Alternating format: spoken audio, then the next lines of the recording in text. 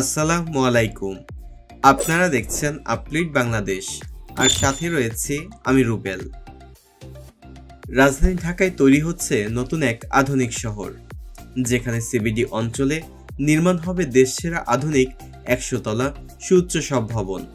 ইতিমধ্যে এখানে শুরু হয়েছে বাংলাদেশের প্রথম আকাশছোঁয়া সব স্কাইক্র্যাপার সহ সেন্ট্রাল বিজনেস ডিস্ট্রিক্ট নির্মাণের প্রাথমিক কাজগুলো। এছাড়া পরিকল্পিত এই আবাসিক এরিয়ায় 17টি সেক্টরে নির্মাণ হচ্ছে আধুনিক রেসিডেন্সিয়াল অনেক ভবন। নতুন এই আধুনিক শহরের নাম জলশিরি আবাসন প্রকল্প। বর্তমানে জলশিরি আবাসনে স্কুল, কলেজ, পার্ক, মসজিদ, প্রশস্ত সড়ক, ব্রিজ নির্মাণের কাজগুলো শেষের পথে। এছাড়া নতুন নতুন নির্মাণে প্রতিনিয়ত বদলে যাচ্ছে এখানের চিত্রগুলো, যার মধ্যে রয়েছে প্রকল্পের ভেতরে ওয়াকওয়ে, সুপ্রশস্ত সড়ক, লেক, সাইট বিউটিফিকেশনের মতো অনেক কাজ। রাজধানী ঢাকার অভিজাত এলাকা গুলশান বনানী থেকে এর দূরত্ব মাত্র 10 কিলোমিটারের মতো। গুলশান বনানী দিয়ে এই আধুনিক শহরে খুব দ্রুত আসা যাওয়ার যোগাযোগ মাধ্যমগুলোর মধ্যে মাদানী অ্যাভিনিউ, পূর্বাচল এক্সপ্রেসওয়ে, এগুলো ছাড়াও ভবিষ্যতে এর সাথে যুক্ত হবে মেট্রো রেল। আমাদের আজকের আয়োজনে তুলে ধরব নতুন এই আধুনিক শহরের সর্বশেষ অবস্থার সাথে বিস্তারিত, তাই শেষ পর্যন্ত সঙ্গেই থাকুন।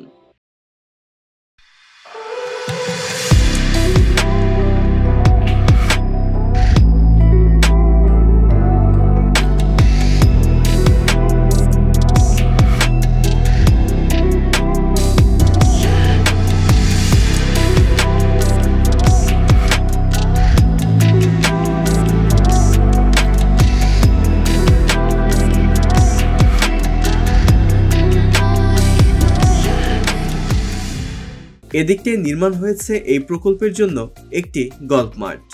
এই গল্ফ মাঠের নাম রাখা হয়েছে জলশিরি গল্ফ ক্লাব। জলশিরি নিয়ে অনেকদিন ধরেই কন্টেন্ট বানিয়ে যাচ্ছি আমরা, তাই একটা বিষয় এবার বেশ নজরে আসছে, আর তা হলো এই মাঠের সৌন্দর্য ঋতু পরিবর্তনের সাথে সাথে পরিবর্তিত হচ্ছে, যা দেখে ভালোই লাগছে।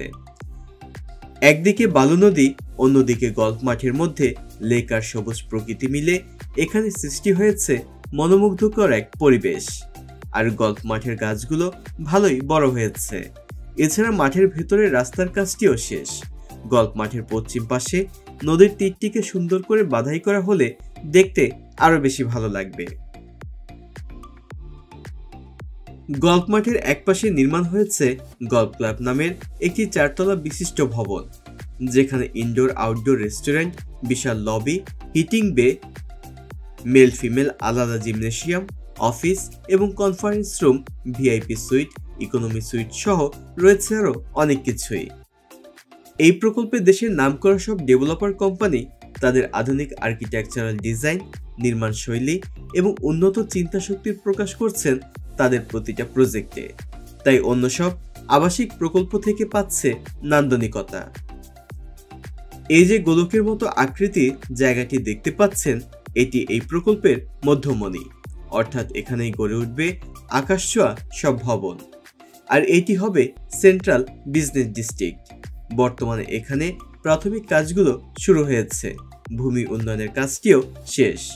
নির্মাণ শেষে এই জায়গাটি দেখতে ঠিক এমনই হবে।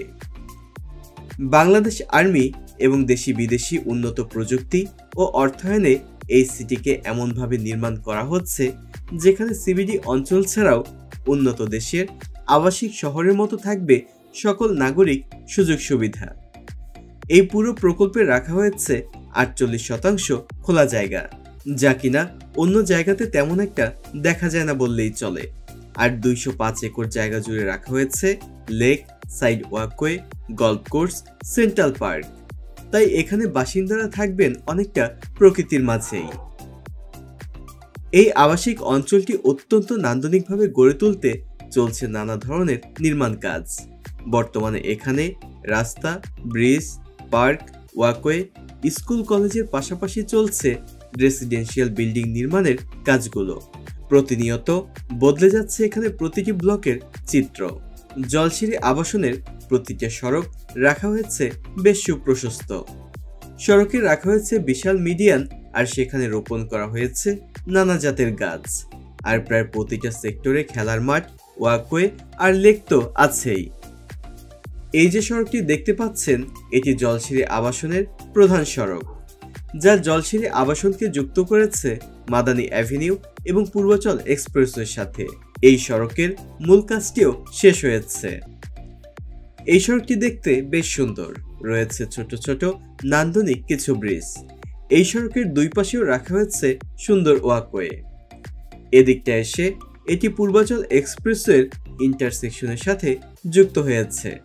এছাড়াও আরও বেশ কিছু সড়কের কাজ চলছে, যা দিয়ে এই নতুন শহরে খুব সহজেই প্রবেশ ও বের হওয়া যাবে।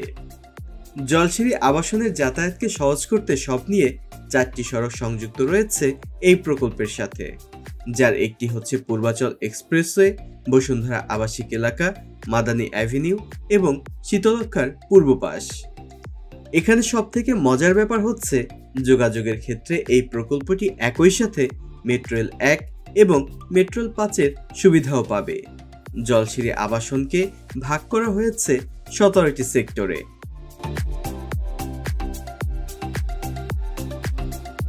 এই প্রকল্পের সেন্ট্রাল পার্ক এটি। এই পার্কটি দিয়েই জলশিরি আবাসন প্রকল্পটি সব থেকে বেশি পরিচিতি লাভ করেছে মানুষের কাছে। পার্কটিতে শিশু, যুবক যুবতী, বৃদ্ধ সবার জন্য সুন্দর কিছু সময় কাটানোর ব্যবস্থা আছে। তবে এই সেন্ট্রাল পার্কটিকে পুনরায় সংস্কার করে আরো নতুন নতুন জিনিস সংযোজন করার সময় চলে এসেছে।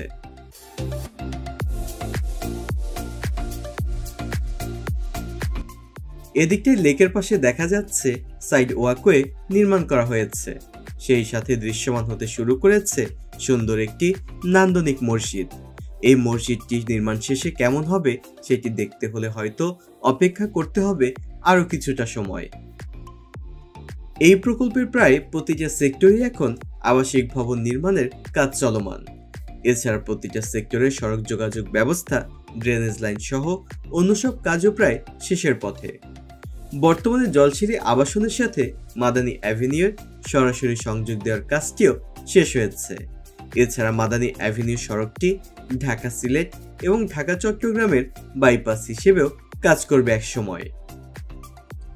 এই আবাসন প্রকল্পের সব থেকে ভালো লেগেছে এর প্রায় প্রতিটা সেক্টরের লেকগুলো। বর্তমানে অনেকগুলো লেকের কাজই দৃশ্যমান।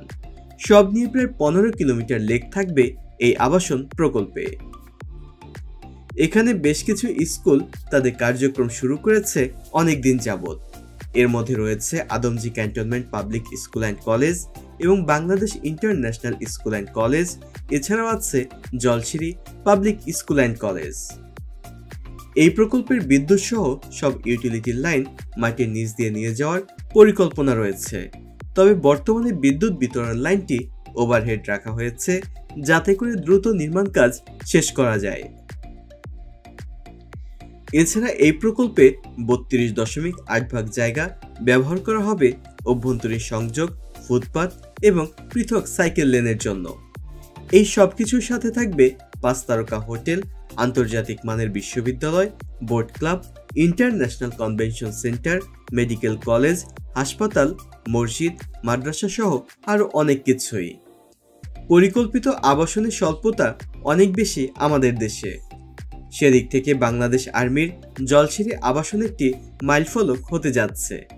দেশের সব ধরনের পজিটিভ এবং ডেভেলপমেন্ট প্রকল্পের আপডেট ব্লগ পেতে আমাদের এই চ্যানেলটি সাবস্ক্রাইব করে সাথেই থাকুন।